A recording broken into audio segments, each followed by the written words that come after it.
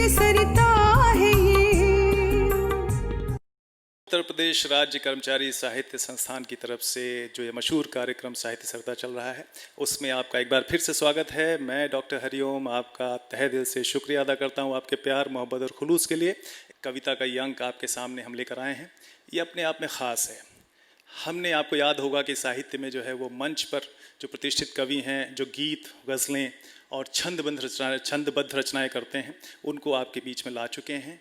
एक संगीत की भी थोड़ी धारा बही थी साहित्य सरिता में, अगर आपको याद हो। उसी क्रम में जो गंभीर कवि हैं, जो मुक्त कविताएं लिखते हैं लेकिन समाज की गहरी चिंताएं उनकी कविताओं में व्याप्त रहती हैं, रचनात्मकता के विभिन्न स्तर होते हैं उसमें, उनको आपके सामने आज हम परोसने जा रहे हैं। तो चलिए, इस कड़ी में हम आपके बीच में सबसे पहला नाम जो लेकर आ रहे हैं वो हैं हमारे बहुत ही प्रचलित मशहूर कवि श्री अनिल त्रिपाठी जी। एक विद्यालय में प्रोफेसर हैं। इनकी कविताओं में जो है वो 2 कविता संग्रह आ चुके हैं, एक स्त्री का रोज नामचा और अचानक कुछ नहीं होता। तो चलिए, मैं आपके बीच में बुलाना चाहता हूँ श्री अनिल त्रिपाठी को अपनी कविताओं के साथ।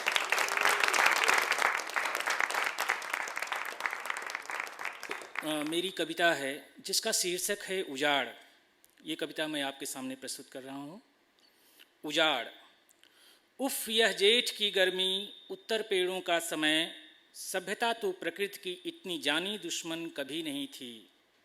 ऐसे में अतीत वर्तमान को ठेलता सड़क आया है पास, लहर दर लहर स्मृतियाँ सवार हैं नाजुक पंखों पर, जैसे कोई पुरानी पालों वाली नाव हवा के इशारों पर चलती है आहिस्ता। याद है जैसे जैसे चढ़ती थी दोपहर, दूर खेतों में दिखाई देता घाम बहते हुए पानी के मानिंद, तब पेड़ों पर ही हमारा सबसे अधिक भरोसा होता। बड़े बुजुर्ग चरखी हाथ में ले काटते सुतली बनाते बाद, किसी बाग में साथ में होता लोटा और डोरी, प्यास और पानी की दूरी को पाटता। लू से तप्त गर्मी भी तब हमारी दुश्मन नहीं लगती थी जैसे कि अब लगती है।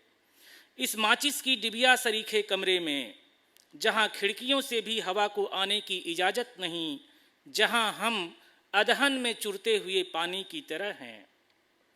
इस भीषण लू में भी जीत की होड़ लगाते थे लड़कों के झुंड, बागों के पेड़ शामिल होते हमारे इस खेल में। तब दोपहरी भी साथ में लाती फुर्सती लम्हा, ससुराल आई नई दुल्हनों के लिए। बहन बेटियां सब चौका बासन के बाद इस गर्मी को आंक देती, बातों के बतासे से खाड़ के रस की तरह। आज अब कहाँ वो दोपहरी, आज अब कहाँ वो दोपहरी, पालों वाली नाव कहाँ अब, पेड़ और मैदान और उछाह और खेल भी कहाँ अब। मुझे दुख है कि मेरा बेटा आम के पेड़ पर तो क्या, अमरूद के पेड़ पर चढ़कर अमरूद खाए बिना बड़ा हो जाएगा और बेटी को एक सोहर तक भी नहीं याद होगा। क्या कभी वह जान पाएंगे कि बाँस के फूलने का मतलब बाँस का उजड़ना होता है, और जैसे हम में बहुत कुछ है जो उजड़ रहा है धीरे धीरे। उफ़ यह जेठ की गर्मी, उत्तर पेड़ों का समय। तो मैं आपके सामने एक दूसरी कविता पेश कर रहा हूँ, और वो कविता भी हम जानते हैं कि हमारे जीवन से, खास करके किसान के जीवन से बैल चले गए हैं। तो एक बैल को ध्यान में रख करके, जिसका शीर्षक है मकरा। ये मकरा बैल का नाम है। जब पहली बार आया था मकरा मेरे गांव, पूरा मजमा लगा था। तिवारी दादा की पारखी नज़रों पर सभी लहालोट थे। जब पहली बार आया था मकरा मेरे गांव, पूरा मजमा लगा था। तिवारी दादा की पारखी नज़रों पर सभी लहालोट थे। पूरा 14 मुट्ठी 2 दांत का, एकदम सर्कस और नाहर बबूल की गांठ था मकरा। हल नाधो तो हनक की चाल, धरती का सीना फटता था। दाहिने दौड़ता ऐसे कि संभालना पड़ता भारी हल की मूठ, पैना उसकी पीठ पर कभी नहीं पड़ा। खेत से सीधा चरनी पर अपनी हौदी में ही मुँह देता, मिलता जो भी सानी पानी उससे ही भर लेता पेट। जब कभी आषाढ़ में नहीं बरसता पानी, तब सूखे के अंदेशे से उतर जाते किसान के चेहरे, उतर जाता उसका भी चेहरा। और तब हम बच्चे झुंड के झुंड नंग धड़ंग केवल चड्ढी पहने कीचड़ में लौटते और चिल्लाते, काले मेघा पानी दे, ना ही तो आपन नानी दे। यह एक रिवाज था बादलों से निवेदन का। यह एक रिवाज था बादलों से निवेदन का, जो प्रार्थना के शिल्प में नहीं गाली के लहजे में था। तब झटके से पूंछ ऐंठ कर खड़ा हो जाता मकरा। समय बीतता गया, वह 2 दांत से हो गया बैसू। तेवारी के बेटों ने खरीद लिया ट्रैक्टर, टांग दिए गए खूंटी पर हल और जुआट। एक ही खूंटे से बधा, क्रमशः वह हो गया बेभार। मित्रों, उसके बाद जो कुछ हुआ उसका लगा सकते हैं आप सहज अनुमान, लेकिन जो हुआ तिवारी के यहाँ वह यह कि तब से न रहा बैल और न ही हल और न ही जुआट रहा। अक्सर ट्रैक्टर भी पंचर, ऊपर से डीजल पर डंकेल की नकेल। एक और कविता मैं आपके सामने प्रस्तुत कर रहा हूँ। उस कविता का शीर्षक है पिता एक इंतजार का नाम है। पिता इंतजार में हैं कि इस बार वह आएगा जरूर। इस बार दियों में बढ़ेगी रोशनी, उदास सांझ में फूटेगी बच्चों की हंसी। पिता इंतजार में हैं कि वह इस बार आएगा जरूर। इस बार दियों में बढ़ेगी रोशनी, उदास सांझ में फूटेगी बच्चों की हंसी। सोचते हैं पिता नहीं बदला होगा उसमें कुछ भी, अब भी बची होगी उसमें ताजे मिट्टी की गंध, क्वार और कार्तिक की आबो हवा जो फेफड़ों को देती है मजबूती। और कुछ नहीं तो घूरे पर लगा अमोला, याद ही होगा जो अब बन गया है पेड़, जिसमें फागुन अब सिर चढ़कर बोलता है। जरूर मन के किसी कोने में अटकी होगी यह चिंता कि बूढ़ा हो गया हूँ और नहीं बची है शक्ति। इतनी सी बात तो जानता ही होगा कि सूद मूल से प्यारा होता है, आखिर गांव में रहा है वह। दरस परस का समय है यह, दरस परस का समय है यह, वह जरूर आएगा सोचते हैं पिता। और मैं बेहद परेशान और डरा हुआ कि आखिर क्यों पिता एक इंतजार का नाम है। धन्यवाद।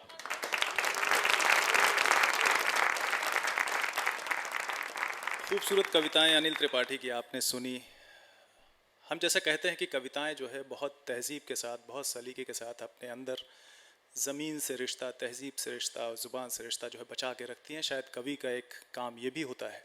और आपने देखा कि अनिल त्रिपाठी की कविताओं में गांव गिराओं की अपनी जो चिंताएं हैं, खेती किसानी की चिंताएं हैं, यहाँ तक कि जानवर की भी चिंता है जो उसके जीवन यापन में मदद करती है। और आखिर में आता है रिश्ता, इंसानी रिश्ता, जहाँ पिता जो है वो एक इंतज़ार का नाम है। आपके बीच में बुलाते हैं एक ऐसी कवयित्री को जो सुपरिचित नाम है, हमारे आसपास टीवी चैनलों में, अखबारों में लगातार उनकी रचनाएं आती रहती हैं।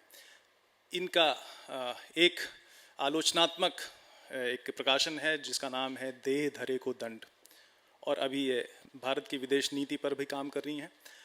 हम आपके बीच में बुलाते हैं प्रीति चौधरी को, जो सामाजिक रूप से बहुत सक्रिय रहती हैं, रचनात्मक रूप से लगातार आपके बीच में अपनी कविताओं और रचनाओं, लेखों, निबंधों और आलोचनाओं के साथ आती रहती हैं। आइए स्वागत करते हैं प्रीति चौधरी का।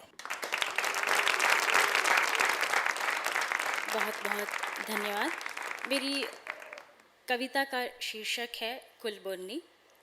माँ कहती है सच होने से अच्छा है कहानी होना। माँ कहती है सच होने से अच्छा है कहानी होना। औरत के लिए मुनासिब हैं कहानियाँ, कथा में औरतें कहती रही हैं। कथा में औरतें कहती रही हैं, गाती रही हैं गीत। अपने गुस्से को ओखल में कूटती, जांत में पीसती रही हैं अपमान। पहले की औरतें अपनी उपेक्षा धान के साथ फटक देती, अपने वजूद को सिलती जतन से कथरी में, बुनती सपने सलाइयों में। माँ को लगता है देवी जैसी औरतें मंदिरों में विराजती। घर की देवियाँ गठरी माफिक होती, घर की देवियाँ गठरी माफिक होती। मर्यादा गरिमा के गरिष्ठ पर्दों के पीछे ये गठरियाँ पीढ़े पर बैठ ब्याह रचाती, अर्थी पे लेट विदा हो जाती। गठरियों में भरी होती दास्तानें, बगावत के कुछ किस्से भी। बगावती औरतें होती कुलबुर्नी, नहीं लिया जाता उनका नाम। अब कल रात ही बताया माँ ने बिसुन राय की पतोह की कहानी। जमींदार की बहू, 2 बच्चों की माँ, घर के कहार संग भाग गई आसनसोल। भागने से पहले प्रेम का होना, प्रचलित रवायतों के हिसाब से फसाना। रोज पिटती बहू के लिए भांग, चूना, हल्दी, प्याज पीसते कहार ने भरे होंगे जख्म मन के। भांग, चूना, हल्दी, प्याज पीसते कहार ने भरे होंगे जख्म मन के। खेती, जमींदारी, बाल बच्चे पीछे छोड़ घर की बहू यूं न भागी होगी। कुल बोरने से पहले डूबी होगी खुद कई कई बार। दूसरी कविता है मल्टीप्लेक्स की देशभक्ति। जी बहुत प्यार है मुझे देश से। सिनेमा हॉल में राष्ट्रगान के इंतजार में ठीक से बैठती भी नहीं मैं। 52 सेकेंड पूरी श्रद्धा से दम साधे गाती हूँ राष्ट्रगान। सुगंध से देशभक्ति की भर जाता है थिएटर। पॉपकॉर्न, नैचोज और कॉफी की गंध छाने तक कायम रहती है देशभक्ति की सुगंध। 52 सेकेंड तक थम जाते हैं व्हाट्सएप, फेसबुक, ट्विटर। राष्ट्रगान के बाद उठती है एक तेज आवाज कोने से, भारत माता की जय। भौचक, विचलित करने वाली आवाज। तेज आवाज वाले इस शख्स को पहचानती हूँ। विकास प्राधिकरण के बाबू की परिचित ठसक, नगर निगम, लोक निर्माण विभाग के अधिकारियों की आवाजों में बसी धमक, सरकारी ठेकेदारों का अपना रौब और मल्टीप्लेक्स में उमड़ी देशभक्ति। सड़क और पुल में अपना हिस्सा सबसे पहले लेने वाले अभियंता भी खड़े होते हैं राष्ट्रगान पर। सरकारी नीतियों के क्रियान्वयन के जिम्मेदार मंत्री और नौकरशाह भी खड़े होते हैं राष्ट्रगान पर। एक चाह सी जगती है, एक चाह सी जगती है, असंभव सी उत्कट कामना मन की। जब गाएं ये राष्ट्रगान, इनकी आत्मा की हलचलें की जाएं स्कैन और इन्हें किया जाए लिंक आधार से। देश हित में बेहद जरूरी है कि जाना जाए राष्ट्रगान में आने वाले जन गण मन पर इनकी आंखें शर्म से झुकती हैं या नहीं, इनका खून जमता है क्या, ये जानना हमारा फर्ज है। आखिरकार देश के सम्मान का मतलब है क्या। और तीसरी कविता है न्याय एक पासवर्ड है। 5वें तल की उस भरी सभा में, 5वें तल की उस भरी सभा में रानी के सिपहसालार ने घोषणा की, जनता को न्याय मिलना चाहिए। मुख्य सचिव ने नोट किया, न्याय मिलना चाहिए। समस्त प्रमुख सचिवों ने हरी स्याही से लिखा, शासन की मंशा है कि जनता को न्याय मिलना चाहिए। जिलाधिकारियों ने जिलों को कूच किया, रटते हुए कि जनता को न्याय मिलना चाहिए। अखबारों में भी राजकोष से लाखों के विज्ञापन गए, कहते हुए जनता को न्याय मिलना चाहिए। रानी के मिशन की दुंदभी बज गई चहुं ओर, बस जनता ही थी जिस मुहिम पे यकीन ना कर सकी। किसी ने घर घर एक पर्ची पहुंचा दी जिस पर पेंसिल से लिखा था, न्याय एक पासवर्ड है जिससे कुबेर का खजाना खुलता है। जो आखिरी कविता है वो मी टू कैंपेन के लिए। सदियों की चुप्पी टूटने की बात, सदियों की चुप्पी टूटने की बात सुनी गई 20 बरस पहले। मंत्री, लेखक, संपादक, अफसर सबको था इत्मीनान। कह लेने दो इन्हें अपनी व्यथा कथा, रोने बिसुरने पर थपकिया दो। पुरुषों के महफूज सत्ता तंत्र के बीच कुछ इस तरह फूलता फलता रहा स्त्री विमर्श। नियंत्रित खाद, पानी, हवा बीच फूट पड़ा एक रक्त बीज। अपनी नहीं अब आपकी शौर्य कथा घर, दफ्तर, बाजार हर जगह से निकलेगी। आपकी चालाकियाँ, प्रलोभन और मौका परस्ती, देवियों की चीखें, संताप, ज़रूरतें, महत्वाकांक्षाएं या लुभावनी अदा भी अब सवाल पूछने के तरीके बदल गए हैं। जवाब मेनका, अहिल्या और सुपर्णखा को नहीं, विश्वामित्र, चंद्रमा और लक्ष्मण को देना है। बहुत बहुत धन्यवाद।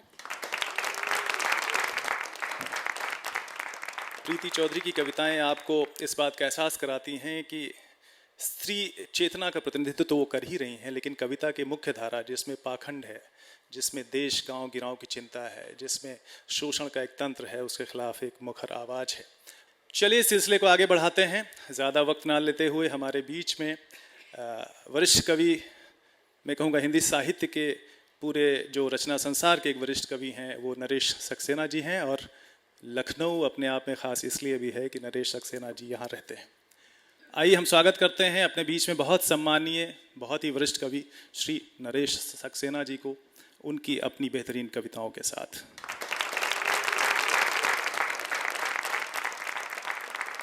ये कविता है शिशु। शिशु लोरी के शब्द नहीं, संगीत समझता है।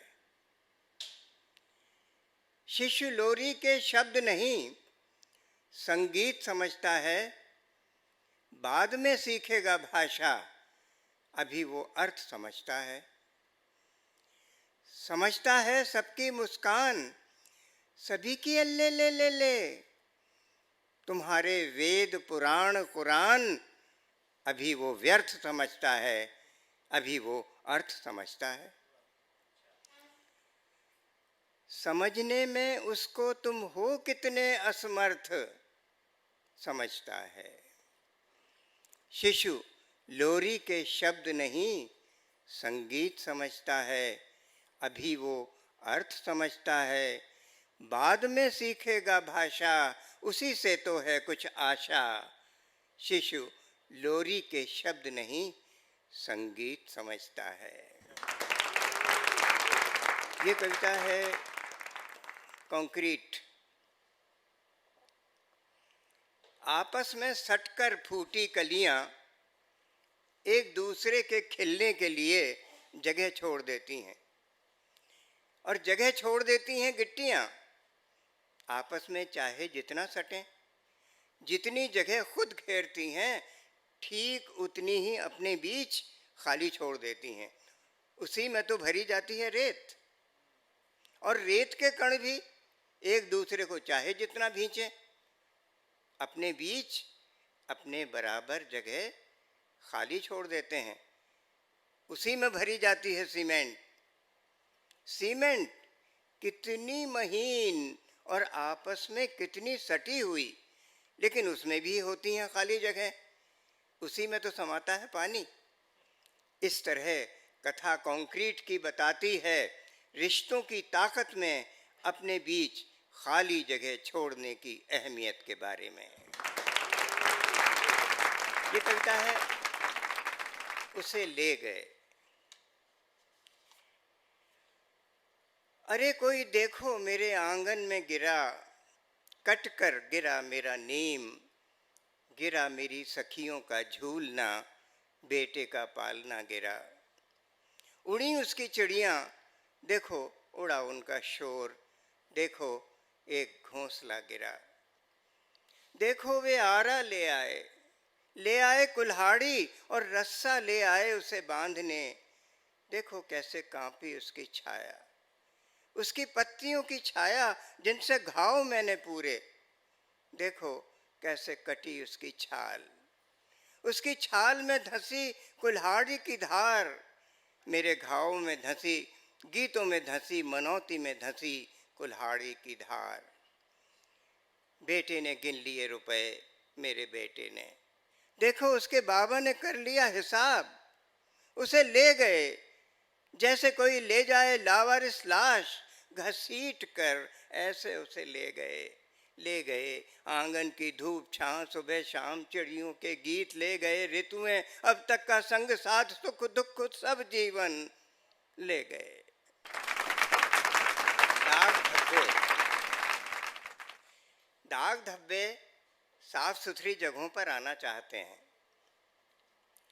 जहां कहीं कुछ भी होने को होता है, भले ही हत्या होनी हो किसी की, दाग धब्बे प्रकट होने को आतुर उठते हैं। और जब कोई नहीं आता आगे हत्यारों के खिलाफ गवाही देने, दाग धब्बे ही आते हैं। त्वचा तक सीमित नहीं होता उनका आना, वे आत्मा तक आते हैं। और हादसों की तरह हमारे सबसे प्रिय चेहरे, बस्तियां और शहर धब्बों में बदलना शुरू हो जाते हैं। जहां कहीं होता है जीवन, हवा, पानी, मिट्टी और आग जहां होते हैं, धब्बे और दाग तो जरूर वहां होते हैं। वे जीवन की हलचल में हिस्सा बटाना चाहते हैं। वे बच्चों को देते हैं चुनौती कि हमारे बिना जरा खेल कर तो दिखाओ। और जिन बच्चों के हाथों में, किताबों में, कपड़ों पर और बस्तों में लग जाते हैं स्याही के दाग, वे तो जरूर पास हो जाते हैं। जीवन से जूझते जवान हों या बूढ़े और बीमार, दाग धब्बे किसी को नहीं बख्शते। कौन से बचपन पर, यौवन पर या जीवन पर वे नहीं होते। हाँ, कफन पर नहीं आना चाहते दाग धब्बे, मुर्दों से बचते हैं। गंदी संदी जगहों पर कौन आना चाहता है। दाग धब्बे भी साफ सुथरी जगहों पर ही आना चाहते हैं। क्या बात है नरेश सक्सेना जी। दाग धब्बे, नरेश सक्सेना जी ने इससे जिंदगी की एक परिभाषा आपके सामने रखी है बहुत ही बारीकी के साथ। कंक्रीट से, जैसा मैंने पहले कहा था कि कवि की ये कोशिश होती है कि कैसे वो रिश्तों को सहेजे और रिश्तों की अपनी पहचान, अपनी परिभाषा जो है वो समाज के सामने रखे। मैं आज के सभी कवियों को, सभी मूर्धन्य कवियों को बधाई देना चाहता हूं कि वो साहित्य सरिता के संघ में शामिल हुए।